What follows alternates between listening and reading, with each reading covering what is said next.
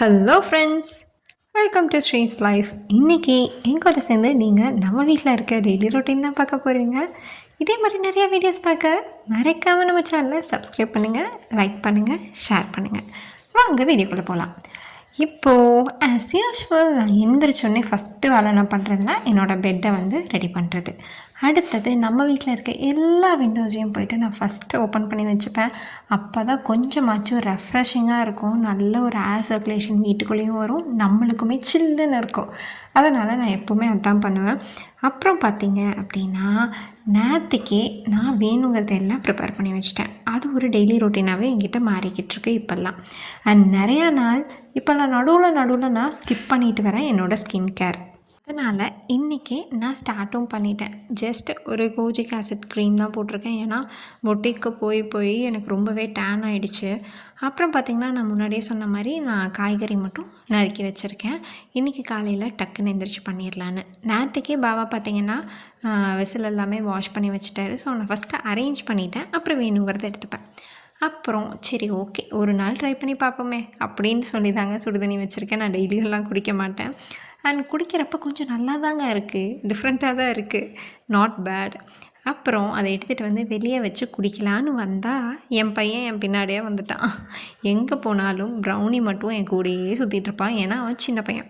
Leo பார்த்திங்கன்னா கொஞ்சம் matured ஆகிட்டாரான், அதனால் இப்போல்லாம் விளையாடுறதில்ல, மேலே நின்று கத்திகிட்ருக்கான்.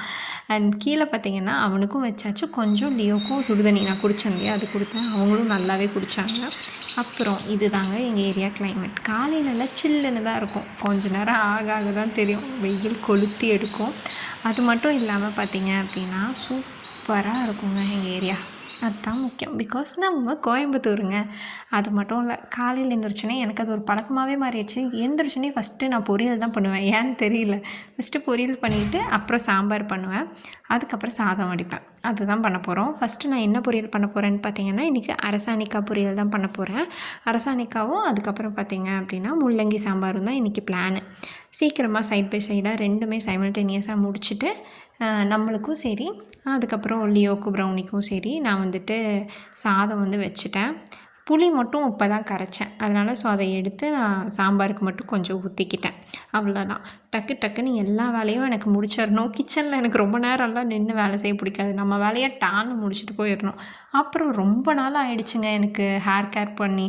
அந்த மாதிரி இருந்துச்சு, ரொம்பவே கொஞ்சம் டேண்ட்ரஃப் அந்த மாதிரி இருந்தாங்காட்டி என்ன பண்ணேன்னா ஹைபிஸ்கஸ் பேக் போடலான்ட்டு நீ காலையிலேயே எடுத்து அரைச்சி வச்சுட்டேன்.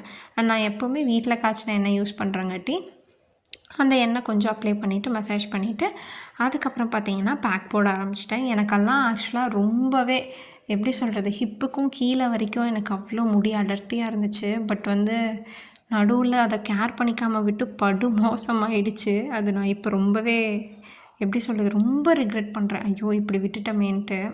ஸோ திருப்பி ஒரு ரொட்டீன் ஃபாலோ பண்ணுவோம், ஒரு நம்பிக்கை. எஸ், இப்போ பேக் போட்டு முடிச்சாச்சு. டடா, என் பையன் வந்துட்டான். எஸ், ப்ரௌனி வந்துட்டான். காலையில் ஆனால் போதும், தலைவரை கையில் பிடிக்க முடியாது, நம்ம கூடையே சுற்றிட்டுருப்பான். ஸோ நல்லா ஃப்ரெஷ்ஷப் ஆகிட்டு வந்தாச்சு. இப்போ செம்மையாக டேவை ஸ்டார்ட் பண்ணலான்னு நினச்சா இப்போ தான் ஒரு ட்விஸ்ட் இருக்குது. கொஞ்ச நேரத்துக்கு முன்னாடியே நினச்சேன், என்னடா இந்த பையன் கிழக்கையும் மேக்கையும் சுற்றிக்கிட்டு இருக்கானே, என்ன பண்ண காத்திருக்கானோ அப்படின்னு நினச்சிட்டு கதவை போய் திறந்தா ஒரு சம்பவம் பண்ணி வச்சுருக்கான் ப்ரௌனி. பார்த்திங்கன்னா பாப்பராண்டி அப்படின்னு சொல்லுவாங்க, இல்லைனா இன்னொன்று என்னமோ சொல்லுவாங்க, எனக்கு தெரில. எங்கள் ஊரில் பாப்பராணி அப்படி தான் சொல்லுவாங்க, இல்லை அரணை அந்த மாதிரி சொல்லுவாங்க. அதை நல்லா பொளந்து போட்டு வச்சுருக்கான். இந்த பையன்தான் எப்படி தான் இப்படி இருக்கானே தெரில. இவனாகட்டும் லியோ ஆகட்டும் எந்த ஒரு ரெப்டைல்ஸ் வந்தாலும் துண்டாக ஆக்கி வச்சிட்றாங்க.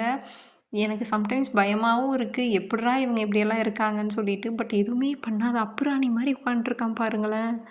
எனக்கு புரியலை. ஆக்சுவலாக இவங்க சேஃபாக இருப்பாங்க, இம்யூனிட்டி அதெல்லாம் ஜாஸ்தி தான் டாக்ஸுக்கு. பட் ஆனால் துண்டாக்கி வச்சுருக்கானே, எனக்கு ஒரு மாதிரி இருந்துச்சு. பார்த்துட்டு நான் பயந்துட்டு ஐயோ அப்படி தான் கத்துனேன். இவர் தூங்கிட்டு இருந்தவர் எந்திரிச்சு என்னன்னு பார்த்தா அது துடிக்க இருக்குது. எனக்கு என்ன பண்ணுறதுனே தெரியலை. அப்புறம் இவர்கிட்ட சொல்லி அதை எடுத்துகிட்டு போய் போடுன்னா, இல்லை ஆல்ரெடி துடிச்சிட்ருக்கு, இவங்க இப்படி வேறு கட் பண்ணி போட்டிருக்காங்க, பேசாமல் நம்ம கொன்னரலாம் அப்படின்னு சொல்லிட்டு இருந்தார். அப்புறம் அவரே எடுத்து டிஸ்போஸ் பண்ணிட்டாரு. இந்த பையன் தாங்க அதுக்கு காரணம். எனக்கு பயமா இருந்துச்சு. திருப்பியும் வந்துட்டு அது என்னமோ இருக்குன்னு கடிக்க போயிட்டான்னா என்ன பண்ணுறது அதைய? அதனால இவன கொஞ்சம் கட்டி போட்டே வச்சிருந்தேன். அதுக்கப்புறம் பார்த்தீங்க அப்படின்னா, மேலருந்து லியோ பார்க்குறான். எனக்கு என்னன்னா ப்ரௌனி பண்ணானா, லியோ பண்ணானான்னு தெரில. ஏன்னா லியோ வந்து மேலேயே தான் இருந்தான். கீழ இல்லவே இல்ல. ப்ரௌனி தான் உள்ள வெளிய போயிட்டு விளையாண்டுட்டு இருந்தான்.